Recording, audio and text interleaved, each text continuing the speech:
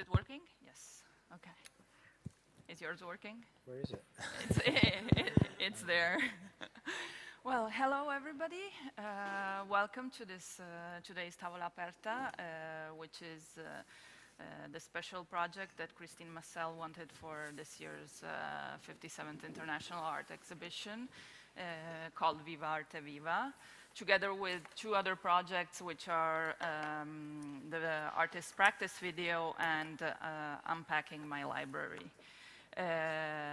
This is a lunch, so please eat, and it wants to be a very informal and convivial conversation with the artist, so feel free to participate with any questions and comments you feel like sharing with us. Our guest today is Hwan Kim. Did I pronounce that right? Yeah. Yeah. Sort of. Sort of. He is an artist from South Korea, but he lives in New York. He's been living in New York for the past 20 years. 10 years? 10 years. Yeah. 10 years, yeah. And he is exhibiting not here in the Arsenale, but in the Giardini, in the Pavilion of Joys and Fears, with a work called Love Before Bond. So I would, it's a video installation, actually it's a mixed media installation, and the main part is this 30-minute video, but it's not only the video, it's also the construction of the space and how you approach the video. So I would like to start by asking you to tell us something about how did you build the space and why did you decide to build it in the way you did? Well, as you probably noticed by now, in Venice Biennale, people usually come for 1, 2, 3 days. And there's so many works here that it's very difficult to show video that has... Maybe a bit higher volume, or if you can speak a bit louder. The video... I think it has to do with the direction, I think, because... Yeah, we have some audio problems, but is it my microphone? So...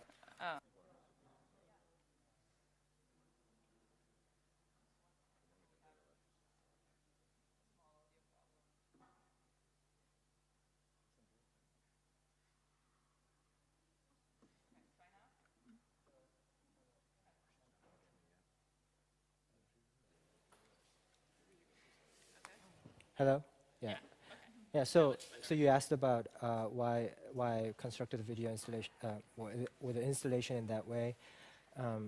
I was interested in, we talked about the idea of, Anya studied architecture, and just before this we talked briefly about architecture and in modern, or even, it doesn't even have to be modern architecture, there's the idea of the facade, and somehow facade is hidden. So when you're trying to enter the building, you cannot find the entrance sometimes, but you somehow get into the building. There are many ways to enter the building. In the video, in the exhibition construction, as a group show, and also idea of the pavilions, is that people walk through, and when they enter, sometimes you watch parts of it. When you're interested, you come back to watch the rest, or sometimes you don't come back at the right time, in which case you watch the same thing over again.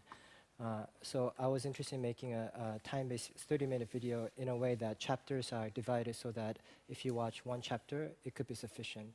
But 2 chapters in a row could create a different meaning. And then the second chapter and the third chapter watched together can create a meaning. So there are many different ways of watching the video. It's sort of similar to the mathematic factorialization, where, for example, 8 can be divided by 4 times 2, or 2 times 2 times 2, or 1 times 8. So there are many, even though it is one number or one space, there are many ways to see it, and they're all related. It's not random.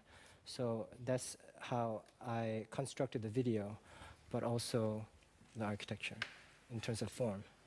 Yeah.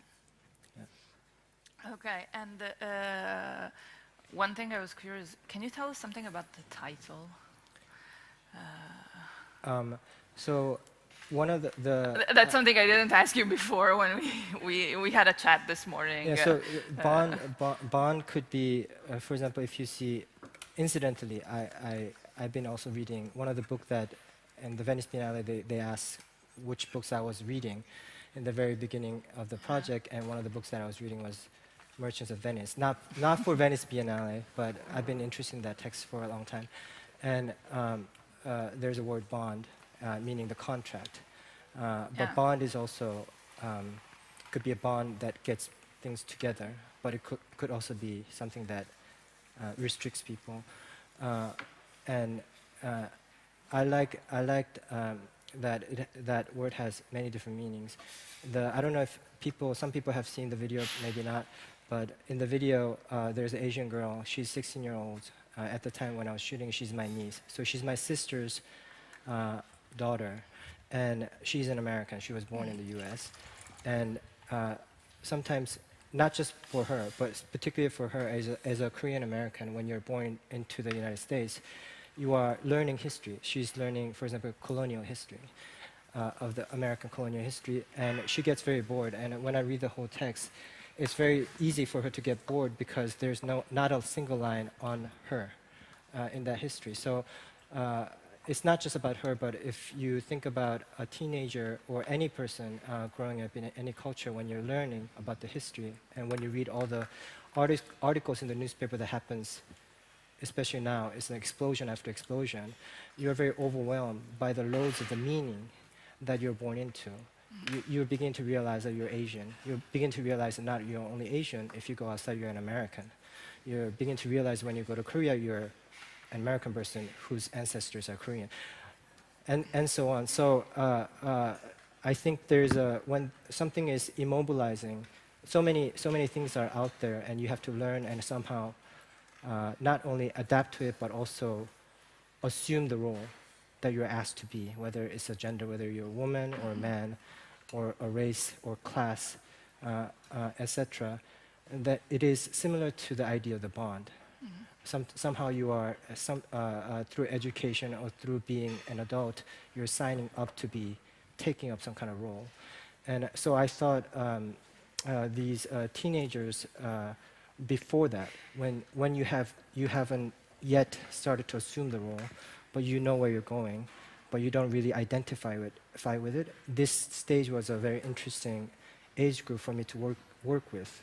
So all the kids that you see in the film are millennials who were born in 2000. And I was specifically interested to work with my niece because I know her, but also she has a lot of time for me, more time than other people. And also other kids of certain race and backgrounds that I was interested in. So love before bond is to think about when you have this kind of chaotic information that you somehow have to identify with. It's sort of like a fantasy, thinking about a love relationship, something that is positive before getting into a chaos. And when does the chaos come? Why does it come? Well, it's a problem of identity, or?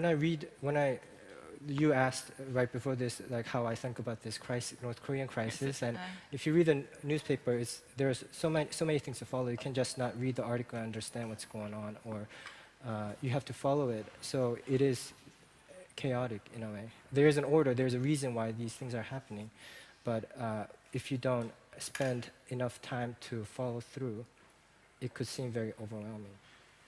But you become part of it. Yeah, of course. There's also another aspect. There's your niece in the video, but there is also a black boy in the video.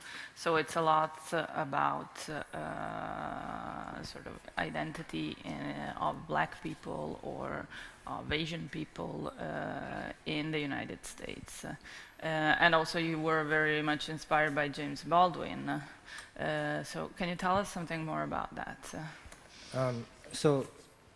As you know, I live in the United States. Although I'm not an American, you have to somehow. So I miss these years that my niece is going through now. That the learning of that history, or what it means to be a person growing up in America is absent in my experience because I grew up in Korea. So in a way, I am sort of taking up that past that I don't really have and learning vicariously through my niece and these kids. And some of the things that happen, as you know, in the domestic United States history, is the killing of the murder of these black bodies that have been happening. And it's very difficult to not notice these things. But also, it's not my... and also, by living there for 10 years, when I walk on the street, I am an image that is an Asian person. I could be a Chinese person. I could be a Korean person. You have to ask in order to really understand where this person is coming from. So I am, even though I don't have a citizenship, Asian American in some way. So, so I was interested to know where Asian Americans stand in this part of the history. So I've been doing a lot of research in this black literature in the 20th century. Yeah. And James Baldwin came in because of that. Yeah, also, does anybody want to add something? What I found... Maybe he has... Yeah, I was going to ask, Can you use the microphone, please? If you're doing research on, I guess, black literature, why James Baldwin out of all the options that would be available, right? Like W. Du Bois or any of the other, I guess, key thinkers from that time, why associate with James Baldwin in particular?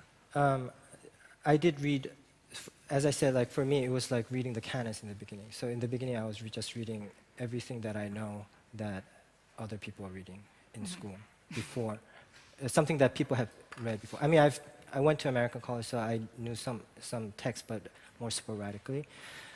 But I think I didn't begin with the project with James Baldwin, for example. It was, as I was reading it, I connected more to his text. And I started reading all his text. And then if you see the film, it's not really based on one particular essay that he wrote, but there are excerpts of it. To succinctly answer your question, I was interested in because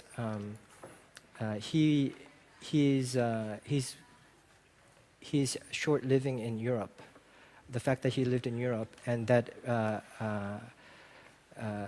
change, he thought he was black when he was in America, but when he went to Europe, he started to realize he was American. And also to write, I don't know if you wrote this, but as I'm reading his text, I began to realize he probably also started to realize more and more that he's an English writer. He's writing in English. That means something, what kind of language that you're using in order to express your idea. So in this film that I use, I intentionally quoted 2 quotes that he used of white writers, Joseph Conrad and Shakespeare, that divides the text, the novel that he wrote, Another Country. And I think that is intentional, that he wrote, he has a quotation from the other source, if you can call that another source. So that's one of the reasons that I was interested in James Baldwin. Which language do you write in? I write in English, but but sometimes I'm interested in these how language is being seen. Sometimes so I use different languages at the same time. I made a film called Summer Days in Cairo, where it was written in English by a Swedish ethnographer about Korea under the Japanese colonization. So he thought it was Japan, although he was in Korea. So he calls it Keijo, which is a Japanese enunciation of the city Seoul. So Keijo is not a name that Korean people know Seoul as, but that's the Seoul that Stan Bergman, the Swedish ethnographer, saw. In that text, in that film, I use Dutch, because when I was shooting the film, it wasn't a documentary, nor was it a fiction film. So I used my friend who's Dutch, and when she uses Dutch in Korean, I showed this film first time in Korea. Korean people think of this, assume that this is Swedish, because they're both foreign language that is not English or German. You become part. I'm very interested in how, with lack of full knowledge, when one decides on certain things that could be important, but in order to get it through, you have to decide on certain matters that you cannot really understand this at the point. So, yeah. So I use different languages. Yeah.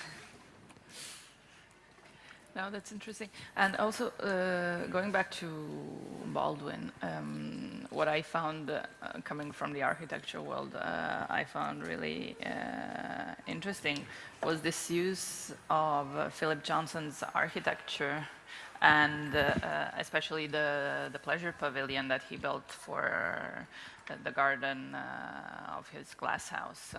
And you told me there was a precise reason for this choice related to James Baldwin. So could you share it with? It's something that I think a lot of the race or class of it happens all the time. I think if you feel like you're not part of the dominant culture, which is an experience or thought that can happen to everybody, really, but particularly in, for example, James Baldwin literature or more contemporary Tanahashi quotes, you talk about the education, how things that you're learning in school have nothing to do with your life. So when one begins to I study architecture. Yeah. Maybe I should say that. So I studied architecture in college for several years in the beginning. And Philip Johnson in American architecture is a very important figure. He lived for a long time. He started very young. Yeah. So he really he's the one who started the MoMA architecture program. Yeah. He was friends with Alfred Barr, who started the art program. So he was, you can say that he was very influential until his death in the 90s. Yeah. Not many know that he was a fascist, for example. But the information is out there. He was a very active fascist. He was trying to. I just realized there are cameras. He tried to introduce fascism into America before the World War II, and when America joined the World War II, everything that he was doing collapsed, and he had to sort of reinvent his identity, which is the beginning of his architecture career, because that's when he went to GSE Architecture, Harvard Architecture School, at the age of 40. So if you see Philip Johnson, he was very social. He was active. He was born in the beginning of the 20th century. James Baldwin also was born in the beginning, a little bit later, but in the beginning of the century. They're very active at the same time, lived in New York. They're both gay. But if you follow the history, their story or path never overlaps or talk of each other. So I was very interested in aesthetics that are, not because one is literature and one is architecture. I don't think that is a reason, because they had friends of different kinds where they don't include the other. So it's not abrasive or oppositional. It's ignorant of each other, but there's a reason why that is happening. So I was interested in this project to adapt that aesthetics of one kind, Philip Johnson per se, and work through that language. And why the pleasure pavilion? Because it's a very it's a very peculiar architecture in Philip Johnson's So maybe work. I should explain that. Yeah, I don't know how many of you know it, but it's a small pavilion made for the garden, like a bit following the British tradition of pavilions in the garden, and it has this peculiar thing of being has this strange size, so it is very low, and tall people cannot go in. But it makes like short people and children feel like they're in a big space, but it is also next to the pond, so it seems a bit an island, it's isolated. And it uses these columns which are not really typical of, you don't always connect them to Philip Johnson. So I found that a really precise choice. Well, if you see, for example, it's not really obvious here, but if these, well, these vaults, these cross vaults that you see over there, if that is, you can imagine a dome there. Yeah. For example, a circular dome, and then you can lift up the space even further. So there's like the great architecture development when you have, like it's about getting higher and higher, right? And the space that is made, it's not. It looks sort of like this space between two curves, in the vaults that lift up the oculus. Is called pendentive. Yeah. And it's this sort of empty space that you don't know why it's there, but it's just between these two curves. But architecture, engineering-wise, is an important space because that holds up the space. There's strength inside. So when you see his pavilion, Pleasure Pavilion, it's made of these columns that doesn't really lift up anything. It's a very low ceiling, flat ceiling, but he's making these column shapes. He's using pendentive just aesthetically. So this is a very postmodern move that Philip Johnson utilized a lot since the 70s or 60s. This particular one was built in the 50s, but so he is able to somehow the way that he became very successful and influential without showing where the power came from, or using some kind of symbols or aesthetic architectural elements without having the real meaning or function behind it. That was interesting to me. The Pleasure Pavilion, for example, is in his home where he lived in Connecticut. And because he was very wealthy, he was able to sort of decide on his idea. And you have this pavilion that is very low, is gilded with gold under the ceiling, and it's on the pond that he has, and in the middle of the pond there's a water fountain, and it shoots out this one streak of water where tip of the water is matching the eye level of the person who is inside the house, which is Philip Johnson, which is called the Glass House, which is one of the most sort of famous American architecture of modernism. So that, I guess it's not. Anyway, so that is happening in the 50s when, for example, James Baldwin is writing. This is before the civil rights movement in America, and the decadence of one aesthetic or one art power versus another kind of art power, that was very interesting to me. So that's why I used the Pleasure Pavilion's columns. Does anybody want to ask something? I have a question about drawing. Drawing is part of your practice, and I had two questions, but the first one is just for you to make some general comments about drawing and your practice and how you feel about drawing.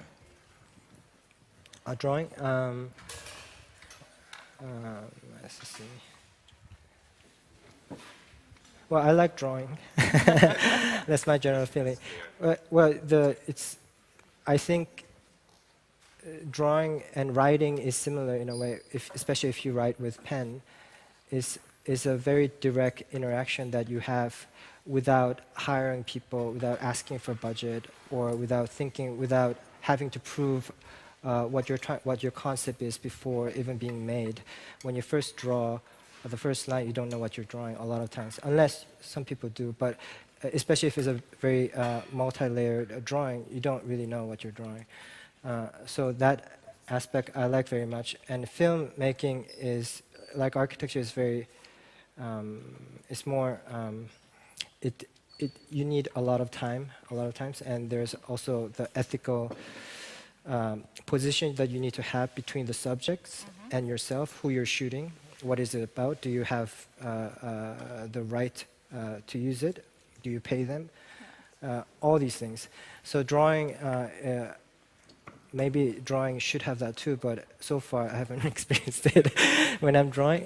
So it's something that I always do when I'm making film, also when I write poetry, when I'm writing. I think of it as a different way to think about my brain is occupying the same space or subject, but I'm using different medium to deal with it. Yeah. Now, the catalog has a very specific drawing, which is the drawing for your installation here. And I was surprised to see that the drawing has a lot of color, and then your installation is very black and white. What happened to color? Was it because of the video that you felt that color was too much, or why? Which drawing are you talking about? The drawing for your installation here, the Giardini, Okay. is in the catalog, and it has a lot of color elements to it. Yes, yeah. And they are not in the installation, the actual installation. Well, the drawing was made before the installation, so that's what I'm trying to say. Like, in drawing, you can do whatever you want. But once you start to, I don't think of drawing as like a draft in order to make an installation or film. It's sort of, I deal with the idea because it is that space. Actually, I was looking at the space and I was thinking of what, but it's sort of, it's more of a fantasy, yeah. And maybe I could have, there's no real reason not to do it. The reason why I use black and white is not because I'm using the subject or the black people, for example. It's not a symbolic decision, it's more a practical decision, yeah. Yeah. I mean, there are reasons why, because they're not really black, for example. Black has many different colors. So, but that is not the meaning that I'm trying to express through the use of black carpet. But obviously, we know already that when you say color black or black people, there are many different shades. There are many different shades of what is considered black, or and so forth. But of course, I do have personal reason why I use black and white there. But that's again, that is when you. It's sometimes underused color that I want to use. I was interested in why, like what happens with a film, because there's so much color that when you, I don't know if you noticed, there's a pink fabric and all of a sudden the room turns pink, for example. These are the things that I was experimenting with, yeah. Is it working? Yeah, okay. To go back a bit, why did you choose to bring this piece? I know it's specifically made for the Biennale. How did you get the idea? Where does the creative process of this piece come from? Why did you choose to do this video for the Biennale? This video? I mean, when Christine invited you, what did you think of? What did you talk about? Okay, so Christine, when I was asked to be part of the Biennale last summer, so it was around maybe June or July, I'm not sure, but there was no specific,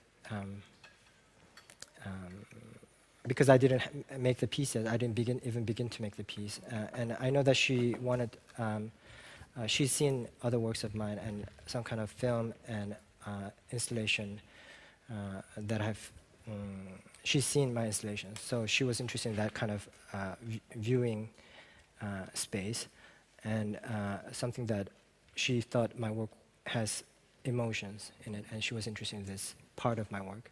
But that didn't really direct me to make this piece. As I said in the very beginning, the circumstances that I was put in by being in America, or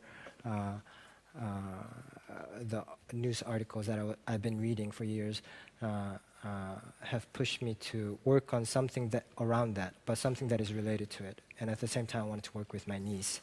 That was one of the, my niece, I should mention, her name is Hwan Kim, and she, I think a lot of mothers go through this when the kids are coming of age. There's a struggle.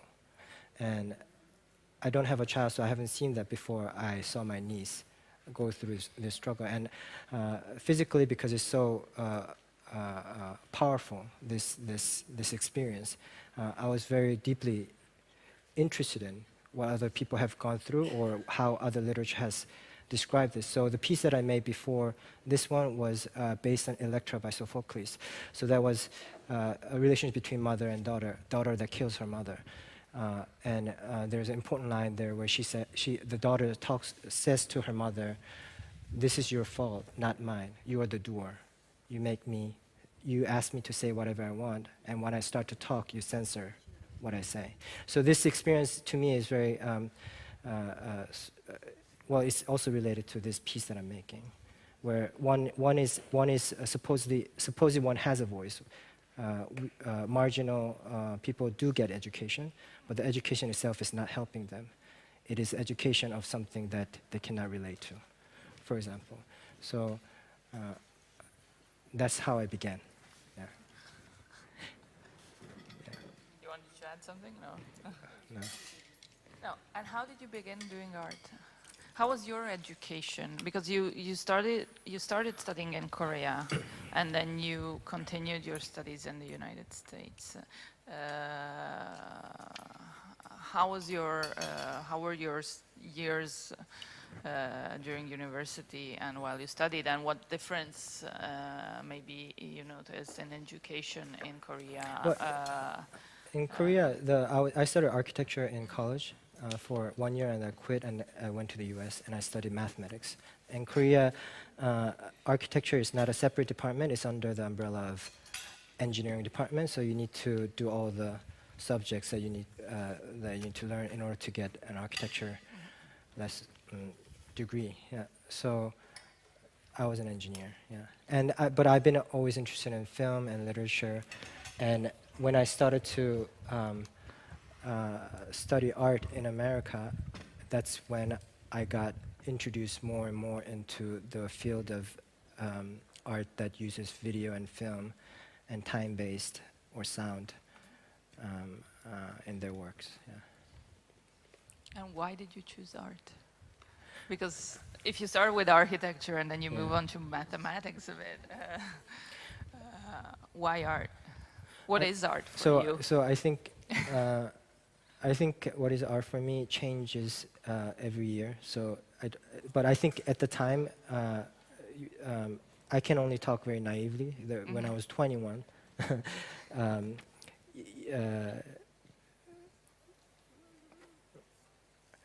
well, this is I think difficult question. No, I can answer it, but it sounds embarrassing. Why? I would edit that thought. Well, we're not on a huge conference. It's just. Well, I remember when I was in college. I remember. So I was a pretty good math college student, and so I needed to do this final presentation, and it's where it's like a defense. So you prove something, and you have to fill up the whole space, and you raise again, and all the professors are watching how you're doing it. And in order to do that, you do different exercises. And this is my senior year, and I already knew, I got exposed more to contemporary art by then. And my thinking space is very different when I do art and when I do mathematics. So they're both very focused, but it is a different way of playing with your mind. And I felt very melancholic doing mathematics because I felt like this is proven or will be proven by another person. So there is this path that once the logic is set, although like for example integers like 1, 2, 3, 4, 5, 6, before and then people start to discover rational numbers. Oh, so there are numbers between 1 and 2. And then people start to discover irrational number. Oh, there's another number between rational. There are hundreds of time span that pass with the history, but actually that path is already decided once you have the integers. It was just that it was not found yet, which is very different from the way that I thought of art then. I thought it was not like that. I'm not saying that it is like that, but yeah, that was one of the reasons, yeah. Long time ago, yeah. So I don't think I chose art. I think because it's like any other profession. I think you start to do this, and you show it to another person, and then if there's a response, you somehow get connected, or you get encouraged, or you because you're reading that already, or you're involved in that world, you start to make another speech that is relevant, and then you become sort of like an artist. Yeah.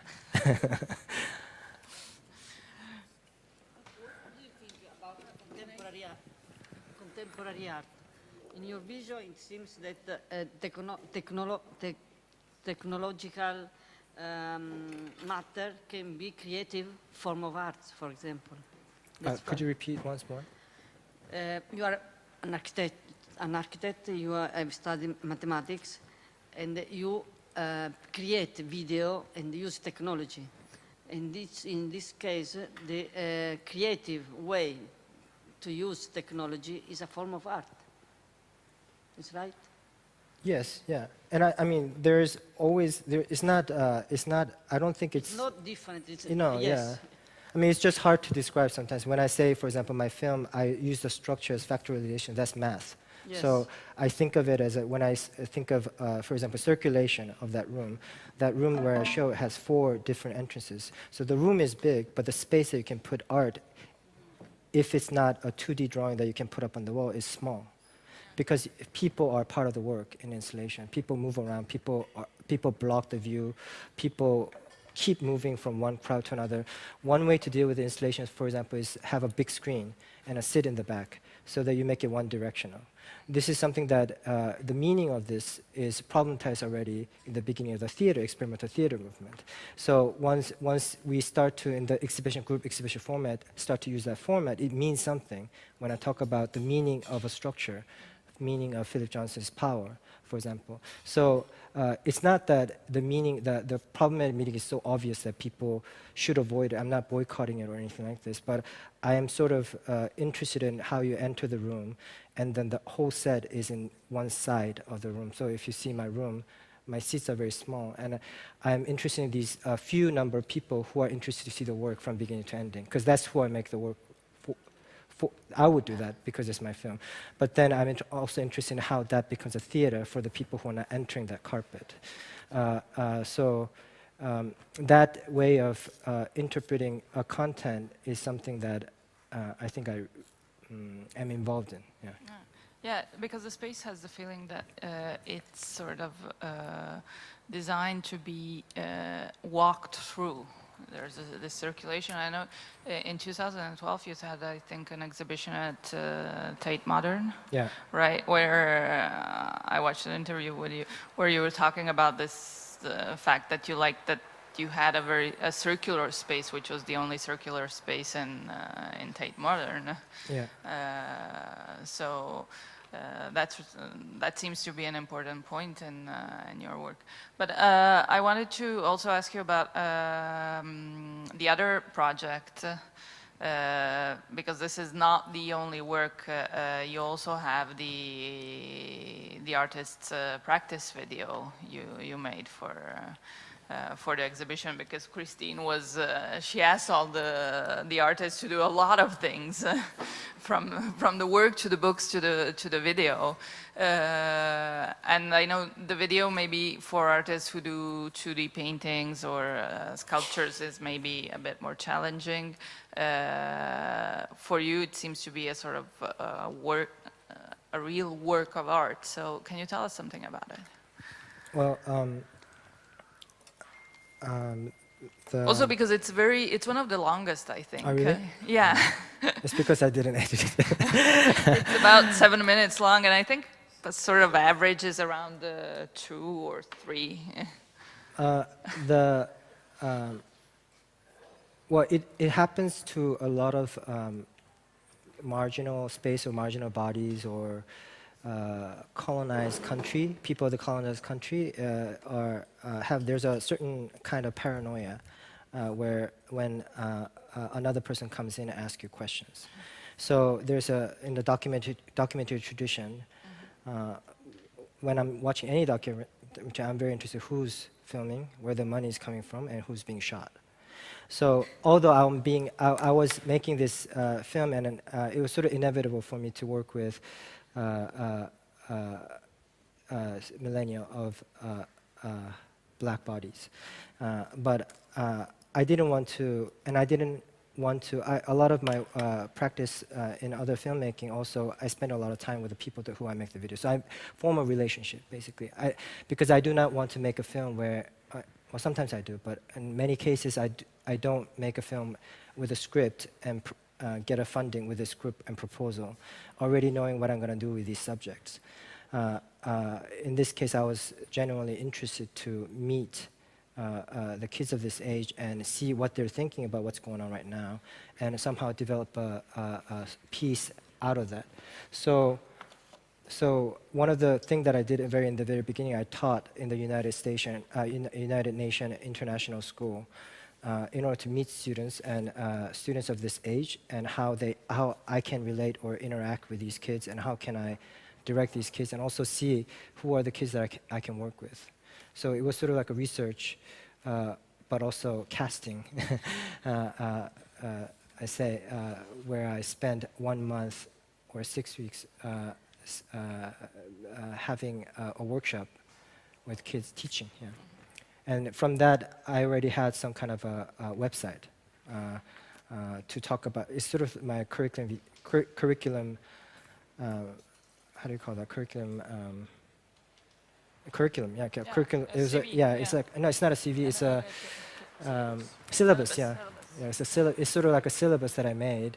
And I'm just going through the syllabus and talking with David Michael DiGregorio, who's a composer for the piece, and discussing our experience, looking at that website, and that is the. Is that the only place you teach? Or I don't teach at all. I just because I was interested. I proposed if I can teach there, and I. What was the subject? I forget, but I think it's called. I think it was called Angst in the City. So the basic idea was that with the students, New York City is so it's a cliche image for a lot of filmmakers. It's very difficult to shoot film in New York in a different way, because people know the landscape, and also if you just shoot in any way, that landscape comes in. But it's also a city of, a lot of people keep saying that New York has changed, but that's what people have been saying for the last 200 years, that New York has changed, because New York is changing all the time. So I was interested in New Yorkers, these young kids, and how they think about the tension that is building up in New York City, but they don't have, one of the two obvious ways to work with this is to just point and shoot. So you go to whatever your subject is and you just shoot.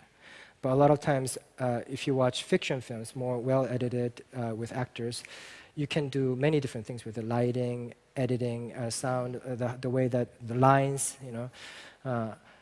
But if you do that, something that is real, in quotation, something that is real is missing in that kind of filmmaking. Where if you just point and shoot, the craftsmanship of how you shoot this film can be missing. So I was very interested in whether you are able to develop a film that use fiction film craftsmanship in documentary, in terms of shooting, in terms of setting, by knowing. I saw this film a long time. It's an Italian film, Quattro Volte. Do you know this film? It was it's a film. I think it won the Venice Film Festival years ago, and it's a life cycle of a town, but it's just shot. But it's shot in a way that everything's choreographed. It's like Tati, but without the fictional part of performance, directing people to act in a certain way. And you can only do that if you know the city very well. You have to know exactly when the sheep is passing by. You have to know exactly when the bells ring. And then you make a whole film that is choreographed, but it's a choreography that is already there. So why am I talking about this? I think you asked how I shot that. Yeah. Did you ever think about making film? not like my film that I'm making right now. I think I know what you mean. One of my favorite writers, Cesar Ira. He's a he writes only short stories, and he doesn't become his short story doesn't become part of omnibus, like multiple. He is very interested in this format of a book that is not longer than what he thinks should be, and he creates many different films. The only problem with that kind of, or poetry is the same kind of thing, is that distribution is very difficult. So I find feature film very interesting because of the distribution that already exists and the culture of talking about film after with a drink. And so yes, I want to make a 90-minute film one day. Yeah. The thing is that the film culture, I think, even people like famous filmmakers that we know, Martin Scorsese, they have a hard time pitching the film and making, because it's become so expensive to make films. Even if you go to country outside of the U.S., film always has labor and craftsmanship that takes a lot of money. Therefore, it has to be the shooting days have to be condensed. And I think that you have to have a script. Exactly, yeah. So that process is an interesting process, but it creates a lot of cliche form and content, I think. But I would do it, yeah.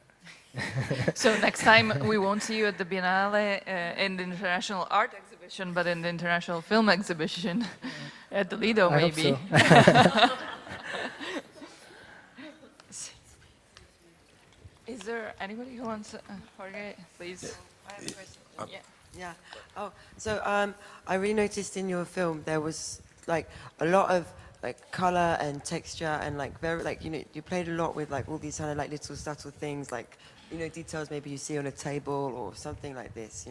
Can you tell me a little bit more about how that process is in your work? Yeah. I am one of those many people who like Shakespeare. So I got into Shakespeare like maybe like 5-6 years ago, and I got obsessed with it. Not these days, but then there was a period. And so one of the texts that in the beginning of this production, before I made any kind of script or any kind of production, one of the texts, other than Love, Merchants of Venice, was Romeo and Juliet. And I wanted this, I was very interested, I think of Romeo and Juliet as a fantasy, where nothing bad happens until the end, and where everything is love. And these kids are, although they come from they're, again, with these, like the kids that I'm talking about in my film, these kids are born into a family that are fighting already. They didn't choose. The situation is already laid out for them. But then what they're creating is love. And what I find interesting about writers is that they portray that. So they're portraying conflict, which is a situation, and love at the same time. So when how do I portray what I imagine of these 16-year-olds doing is how I remember, and how I think that these kids are seeing is they're seeing the texture. They don't see the cup. They play. On the table manner, for example, kids are playing all the time, and there are movements. When you said that my film is, what is it, hard to grasp, or enigmatic, it is ungraspable. A lot of the words that they use are wrongly used, but meaning gets across through that. So when you talk about texture and surfaces, these are some of the things that I talked about. But when you talk about this kind of thing, I think when I talked about the film production, how you have a script, very manufactured way of dealing with a project is project proposal, finding the people who will hire, commission, or give you the money, and then convincing the people who you want to work with that it's worth it with the pay that you're giving. This kind of system, I think I'm going too far with it. It's okay. What was your question? Oh, about texture and color. about texture and the surfaces. Oh and yes. the things So that the you're so using. the thing that I wanted to, when I deal with the body of black people or body of underage group, because it could be very tricky for an older person to work. I spend a lot of time with these kids. Spend also after school, so I'll be spending time until like 10 p.m. So these parents somehow have to trust me that I'm not a bad person. That it needs time. So some of the production and projects and ideas that you develop need time and giving from the subject that you deal with. So it was important for me to have the characters grow their hair. I didn't ask them to grow their hair; they just grow. So in my film, you see them grow. You see the weather. Sometimes it's snowing, sometimes because we do the same thing over and over again. Showing time was important. Time, temperature, light differences was something that was very important in the essential part of my filmmaking. Yeah. Sorry, but going back to texture, because you started talking about Shakespeare, and I thought you were, I don't know, were you getting that to the point where like having an ice cube go through the screens, and how has the element of the dramatic element opposed to love, or something that bad is going to happen? And is it an emotional element, or you just love the beauty of the image? Could you going back to textures, like when we see an ice cube going through the screen, yeah. Are you picking on that because of the beauty of that, or are you trying to convey an emotional state that plays off the characters and the script?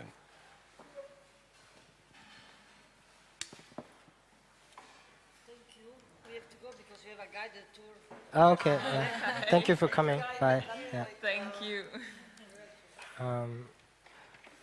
I think both. I think expression is a word. Express is not, because when I'm doing it, I don't know if it's gonna make the final cut when I'm shooting that scene. So I wasn't expressing. I was trying something out. And then when I'm shooting, it's different from when I'm editing. When I edit and see as a film if it's working out as a word, it's forming a word. So it's not that I'm appropriating that image because I haven't seen that image before. I wasn't trying to create that image.